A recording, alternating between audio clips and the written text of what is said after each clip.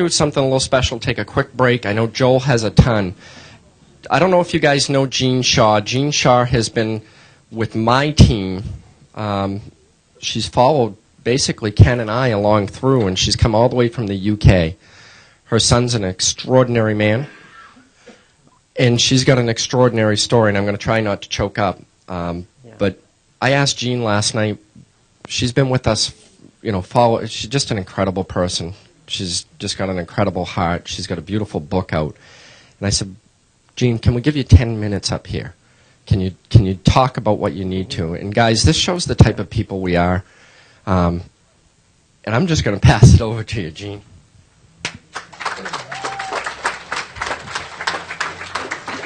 You got me crying now.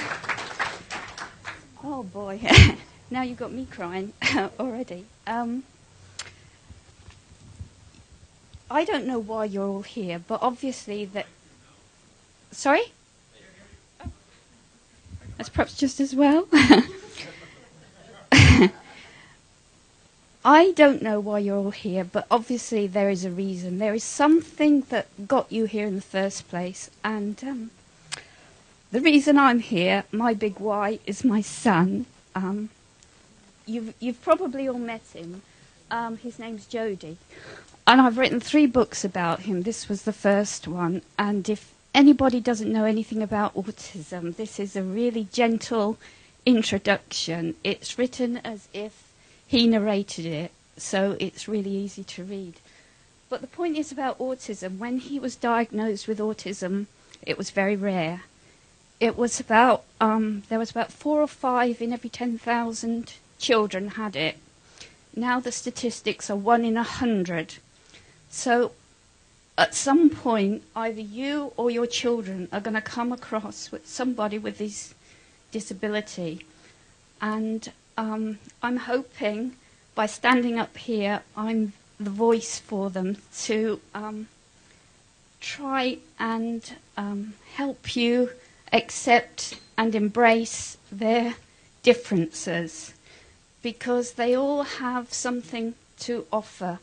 Now, when my son was diagnosed, I was told by the experts, the people who should have been there to help me, that by the time he was about 15, I would have to put him in a home. I wouldn't be able to look after him.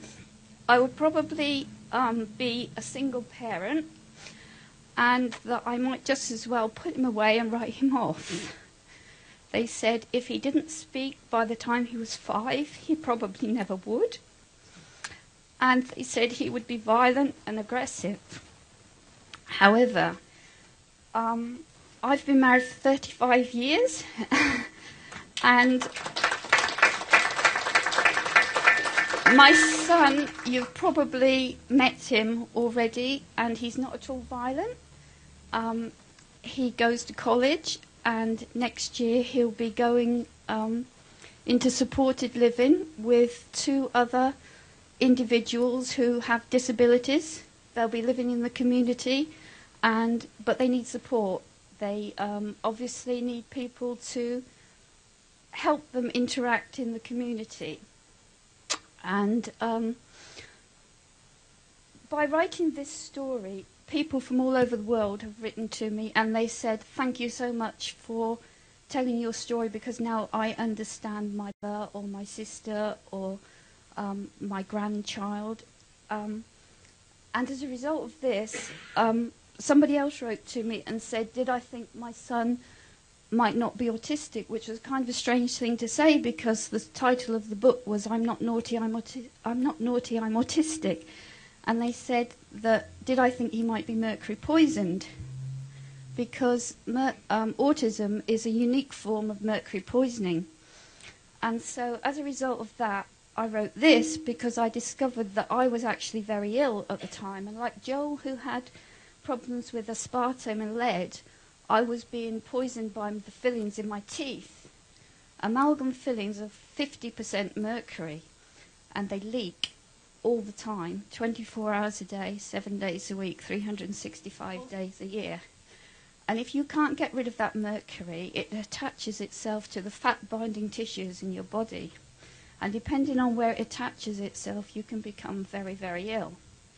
As a result of writing my first book, a lady contacted me, told me how her husband had nearly died because of his teeth. And I discovered my problems with my teeth. I had my amalgams removed, and I improved tremendously. I had my son tested for mercury, and he had more mercury in his body than I had, and yet he'd never had any fillings or anything done. So the only way he could have had mercury was because I had dental work done when I was pregnant with him, and it passed into his body. So he really didn't have a lot of chance. He was born with mercury in his body. And mercury is also in childhood vaccines, many childhood vaccines as well. So it accumulated. And he was fine until he had the MMR, and that tipped him over the edge. But I'm not saying the MMR caused it. I'm just saying it was just proved too much to him at the time. Anyway, I wrote this book. As a result of writing this book, several people contacted me and said, please tell my story. My life has been ruined because of my teeth, the amalgams in my teeth, and nobody will believe me. So as a result of that, I wrote this book. It's mercury poisoning. And I didn't consider myself a writer. I never planned to be an author. It's just something happened. And I believe in our lives, things happen for a reason. You might not realize at the time, but that's why you're all here, for some reason. I don't know why. So I wrote this book, and this book is full of true stories of people whose lives would have been ruined if they'd listened to the experts who told them that they were hypochondriacs, that they got ME, that they got Parkinson's and Alzheimer's, and they didn't have that at all. It was the mercury in their teeth. Once they got rid of that, they've all improved. But I think what I'm trying to say to you is that whatever the reason is you're here, you must have a big why. Jodie is my big why. And when you're faced with lots of problems, and there's people that are going to say, why are you doing this? Why do you spend so many hours on the computer? Why do you buy all those courses, and why do you go to all these places? You've got to know what your big why is, and you've got to never, ever give up. And I know we were talking the other day about websites and the importance of getting your message across in 3 seconds or 11 seconds or whatever it is. You do only get one chance to make a first impression, but sometimes that first impression isn't always the case. You can look at somebody and you make judgments, and that's not always right. And I've written a poem about my son, which if I can stop crying, I might be able to read to you. And I hope when you've listened to it, you will perhaps look at people differently and look at your own children, and if they're healthy, just realize how lucky you are. But this poem I've called Interdependence, Strangers are Friends Waiting to Happen. Inclusion isn't easy. There's steps we all must make. It requires cooperation, a bit of give and take. People make assumptions based on what they see. Being part of my community is hard for one like me. First, you must be present, be seen around the place. You need to have a presence, become a familiar face. But in order to participate, get involved like fellow brothers. To interact, feel comfortable, requires the help of others. Inclusion isn't easy. I can't do it on my own. Autism makes me vulnerable. I can't be left alone. I need support and network, friends and family who agree. They're there for just one reason. They want the best for me. Everyone has a right to life, do things they like to do. Just because I have a problem doesn't make me less than you. Known as interdependence, natural help, support and care. To someone who's disabled, such a difference it has made. So if you see me out sometime, don't just stare and let things end. For if you got to know me, who knows, we could be friends. Inclusion isn't easy.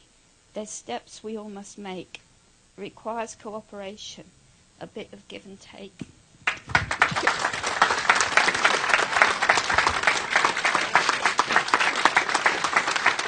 Very good. Miss Cody.